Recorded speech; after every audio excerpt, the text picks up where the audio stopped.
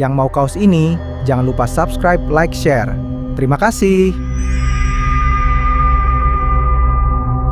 Yang mau kaos ini jangan lupa subscribe, like, dan share. Terima kasih. Cerita misteri kali ini ada yang berbeda. Kami akan mendengar pengalaman seorang supir jenazah yang sudah 20 tahun bekerja sebagai penghantar jenazah.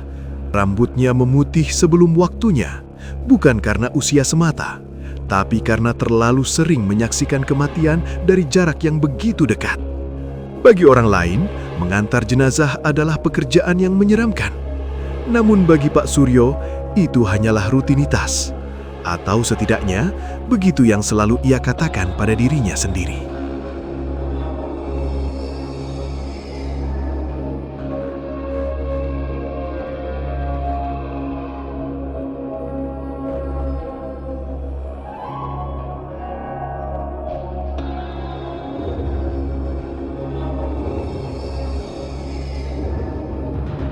Setiap subuh, sebelum matahari benar-benar muncul, Pak Suryo selalu memeriksa mobil ambulans tua berwarna putih kusam itu. Ia membersihkan kaca depan, menyalakan mesin, lalu duduk sejenak sambil membaca doa pelan-pelan.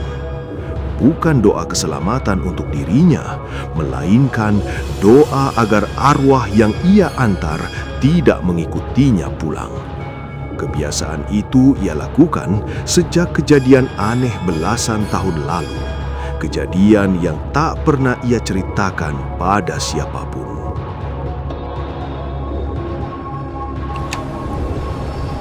Tujuan Kampung Cibatu, Pak. Jalannya lewat hutan. Malam itu hujan turun tanpa henti. Rumah sakit tampak lebih sunyi dari biasanya. Seorang perawat muda menghampiri Pak Suryo dengan wajah pucat, menyerahkan berkas pengantaran jenazah. Tujuan Kampung Cibatu, Pak. Jalannya lewat hutan, katanya ragu. Pak Suryo mengangguk pelan.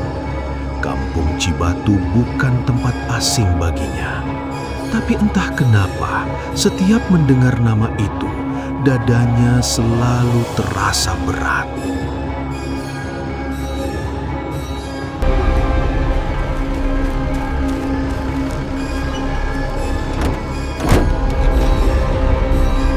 Jenazah dimasukkan ke dalam ambulans tanpa keluarga yang mengantar.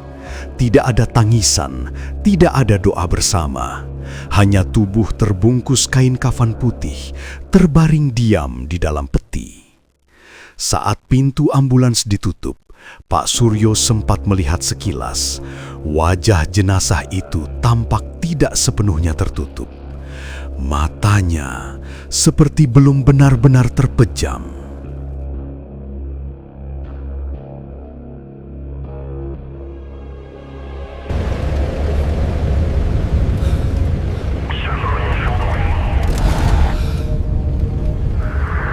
Mobil mulai melaju membelah malam. Lampu jalan semakin jarang digantikan pepohonan tinggi yang membentuk lorong gelap.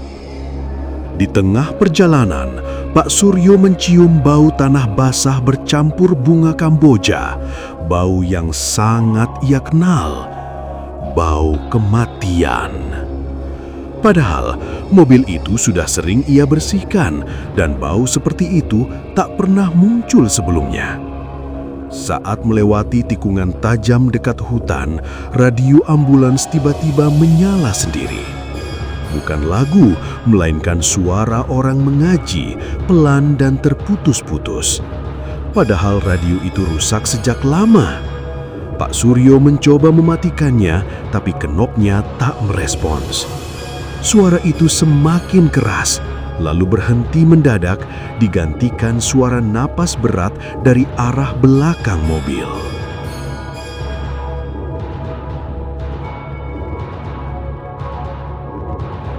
Membaca doa dengan suara bergetar.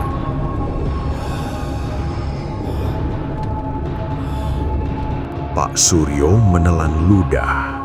Ia menatap kaca spion.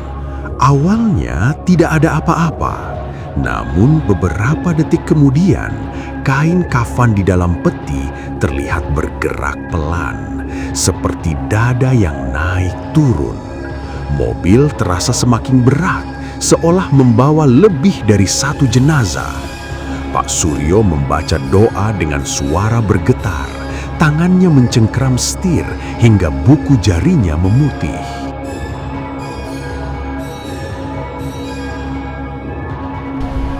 Saya cuma mengantar, Pak. Bu, saya cuma mengantar.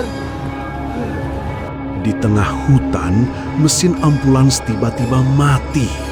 Hujan berhenti seketika. Sunyi yang aneh menyelimuti segalanya. Dari dalam peti, terdengar suara ketukan pelan. Tok, tok, tok. Seperti orang yang meminta dibukakan pintu. Pak Suryo memejamkan mata. Tubuhnya gemetar hebat. "Saya cuma ngantar, Pak. Bu, saya cuma ngantar," gumamnya berulang-ulang.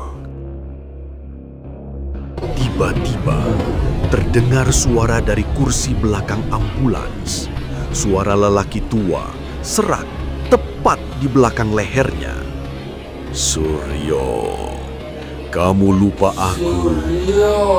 Nafas Pak Suryo tercekat. Ia mengenali suara itu, suara ayahnya sendiri yang sudah meninggal 30 tahun lalu. Perlahan, bau kemenyan memenuhi kabin mobil.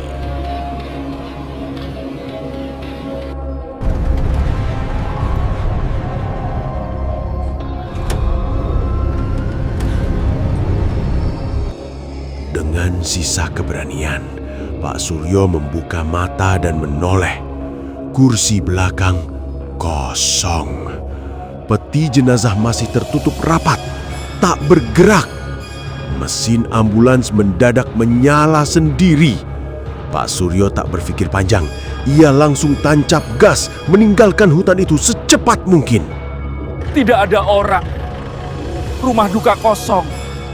Peti jenazah ini harus kuturunkan sendiri.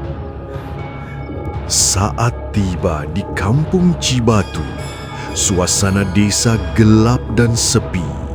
Tidak ada orang menunggu. Rumah duka kosong, pintunya terbuka, lampu menyala redup. Dengan tangan gemetar, Pak Suryo menurunkan peti jenazah seorang diri. Namun ketika kain kafan dibuka sedikit untuk memastikan identitas, tubuh di dalam peti itu membuatnya hampir pingsan.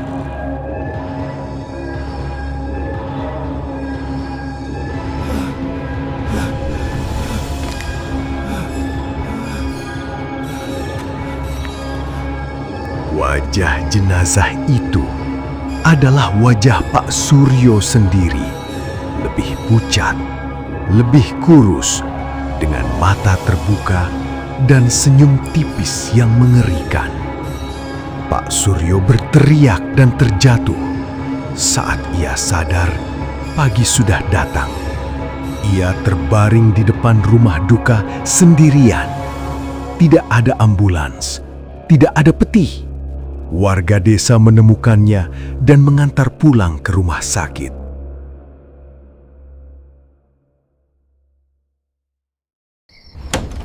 Sejak malam itu, Pak Suryo berhenti menjadi supir pengantar jenazah.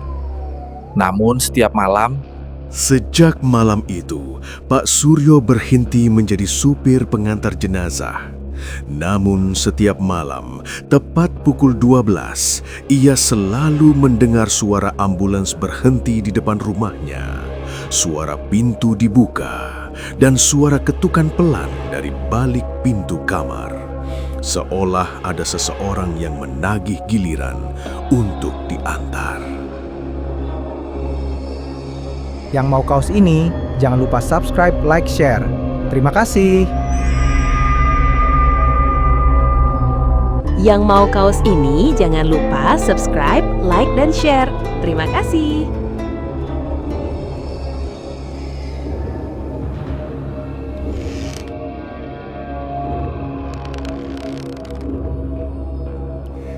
Sejak kejadian di kampung Cibatu, Pak Suryo tidak pernah lagi menginjakkan kaki di garasi ambulans rumah sakit.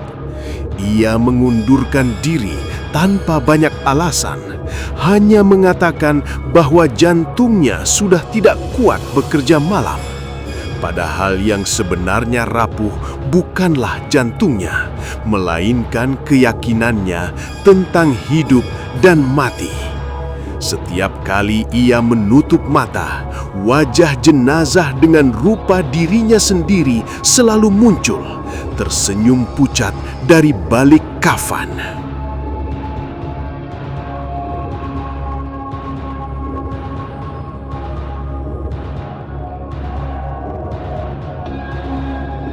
Rumah kecil Pak Suryo kini terasa asing baginya.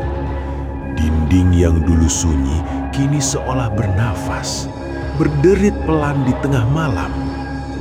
Tepat pukul 12, suara yang ia takuti selalu datang. Deru ambulans berhenti di depan rumah, diikuti bunyi pintu besi dibuka perlahan.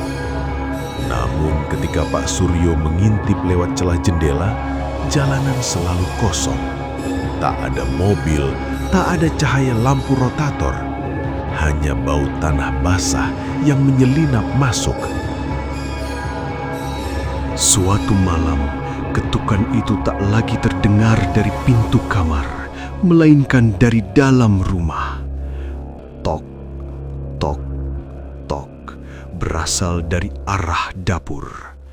Pak Suryo menggigil, kakinya terasa berat untuk melangkah.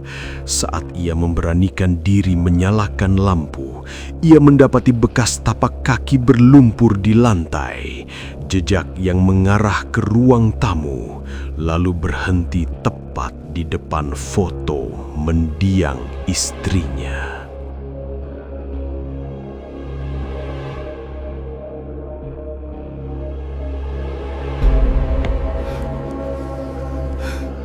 Kain ini hanya ada di kamar mayat rumah sakit tempatku bekerja dulu. Di bawah foto itu tergeletak selembar kain kafan putih, masih lembab, berbau tanah kuburan. Pak Suryo berlutut lemas. Ia tahu betul kain itu bukan miliknya. Ia hafal teksturnya. Kain seperti itu hanya ada di satu tempat, ruang jenazah rumah sakit tempat ia dulu bekerja.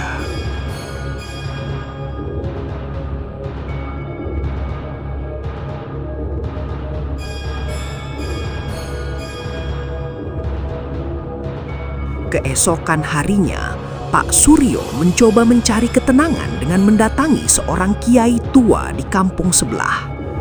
Setelah mendengar cerita Pak Suryo, sang kiai terdiam lama, lalu menghela nafas berat. "Yang datang ke rumahmu bukan arwah biasa," katanya pelan.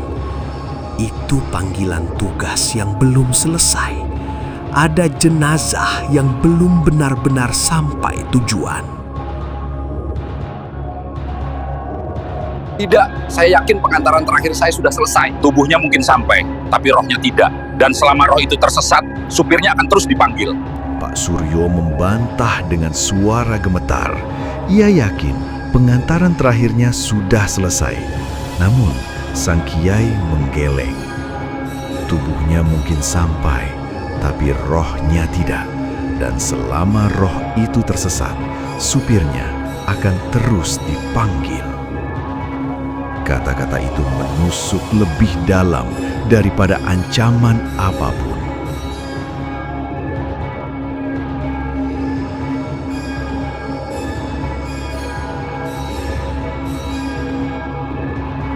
Malam berikutnya, suara ambulans datang lebih dekat dari sebelumnya.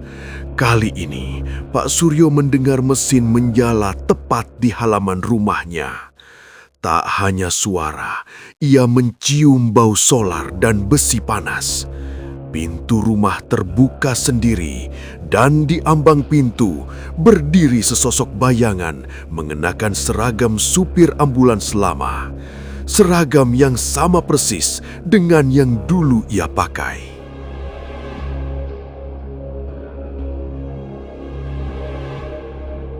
Giliran terakhir Pak Suryo.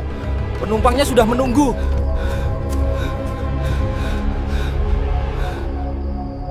Wajah sosok itu tak terlihat jelas, tertutup bayangan. Namun suaranya jelas, terlalu jelas. Giliran terakhir Pak Suryo, katanya datar. Penumpangnya sudah menunggu. Pak Suryo mundur ketakutan, namun tubuhnya terasa ringan, seolah tidak sepenuhnya berada di dunia ini. Tanpa sadar, kakinya melangkah keluar rumah. Di halaman, sebuah ambulans putih kusam terparkir, tanpa plat nomor, tanpa logo rumah sakit. Pintu belakangnya terbuka sedikit, memperlihatkan peti jenazah di dalamnya.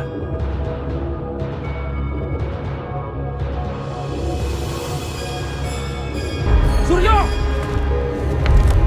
Kenapa kau di sini? Ayo masuk! Saat Pak Suryo mendekat, peti itu bergetar pelan. Dari dalam terdengar bisikan lirih bercampur tangis tertahan. Suara itu memanggil namanya, bukan dengan ketakutan, melainkan dengan harapan. Di dalam hati, Pak Suryo menyadari satu hal yang membuat dadanya sesak. Kali ini, jenazah yang harus ia antar bukan orang lain, melainkan sisa hidupnya sendiri.